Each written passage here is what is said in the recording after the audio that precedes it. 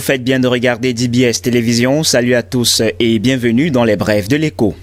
Au sortir d'un conseil d'administration tenu le 22 décembre 2020, le port autonome de Douala, PAD, la société d'État en charge de la gestion de la plus importante plateforme portuaire du Cameroun, a été autorisé à créer une régie dédiée au service de remorquage des navires. Cette activité qui officiellement généré un chiffre d'affaires annuel moyen de 3,6 milliards de francs CFA au port de Douala au cours des 5 dernières années consiste à tracter un navire à l'entrée ou à la sortie du port à l'aide d'un ou de plusieurs remorqueurs lorsque le navire en question ne peut pas réaliser tout seul des opérations d'accostage ou quitter le quai.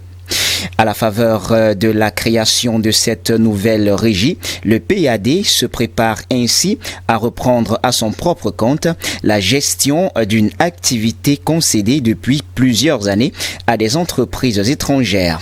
La nouvelle régie voit d'ailleurs le jour à l'issue d'un appel d'offres international lancé en juin 2020 et finalement déclarée infructueuse le 18 décembre courant au terme de négociations n'ayant pas connu un aboutissement heureux avec Boluda France.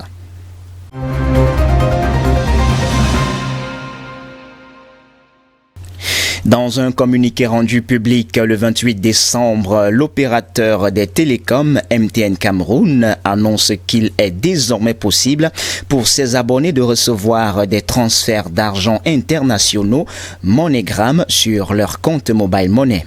Nos clients reçoivent l'argent directement sur leur téléphone et peuvent en disposer sans le stress de documents à remplir ou la contrainte d'un déplacement à effectuer vers une quelconque agence, explique ainsi le directeur MTN Mobile Money de MTN Cameroun, Alain-Claude Nono.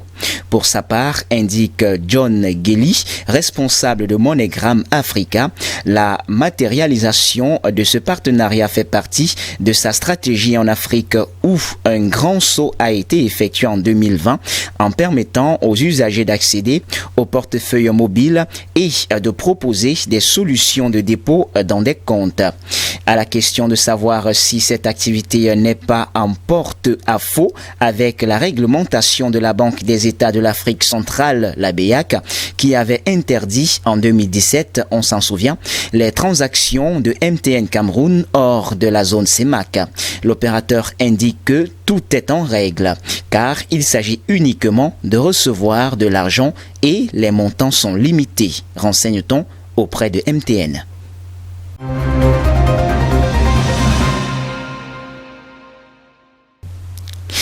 Et puis annoncé par les dirigeants de la France et des pays d'Afrique de l'Ouest, l'ECO, future monnaie unique de l'Union monétaire ouest-africaine, UMOA, censé remplacer le franc CFA, ne sera finalement pas au rendez-vous en 2020, selon l'agence Ecofin. À ce jour, seules les avancées de la France dans ce processus sont connues. Son Parlement a le 10 décembre 2020 approuvé le projet de loi relatif à la modification des accords de coopération monétaire avec l'UMOA. Cette avancée dans le dossier ne suffit pourtant pas pour voir circuler les billets d'éco dans la zone UMOA. Selon son article 10, le nouvel accord de coopération monétaire entrera en vigueur à la date où sera valable la convention de garantie sous réserve de la notification par l'ensemble des États signataires de l'achèvement de leur procédure de ratification. Il explique pourtant très peu d'informations sur le processus de ratification de cet accord par les États membres de l'UMOA. Il n'est pas exclu que la question soit dans l'agenda des gouvernements, mais l'essentiel des communiqués de conseil des ministres des pays concernés ne confirme pas encore cela. Quant à la convention de garantie clé de voûte de nouvel accord. On sait grâce à un rapport parlementaire français que le gouvernement Macron y travaille en consultation avec des responsables de la Banque centrale de l'UEMOA, BCEAO. Toutefois, dans le dernier rapport de politique monétaire de décembre 2020, publié par l'Institut régional, cette question ne figure nulle part. Enfin, un dernier défi qui n'est pas négligeable, c'est que le Nigeria, première puissance économique de la CEDEAO, une organisation sous-régionale dont les pays de l'UEMOA sont individuellement membres, a menacé presque de réprimer toute adoption unilatérale à l'éco.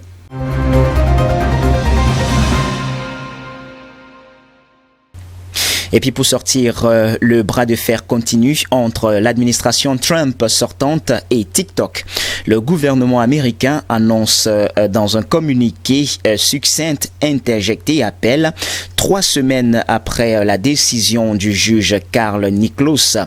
Le 7 décembre, ce magistrat avait suspendu un décret visant à bannir TikTok du sol américain. Signé en août, le texte évoquait des menaces sur la sécurité nationale pour prendre des mesures contre la plateforme de vidéos courtes qui revendique 100 millions d'utilisateurs aux États-Unis. Le président américain Donald Trump accuse en effet la marque du groupe chinois ByteDance de siphonner leurs données au profit de Pékin, ce que ByteDance rejette. Une tentative jugée donc arbitraire et capricieuse par le magistrat.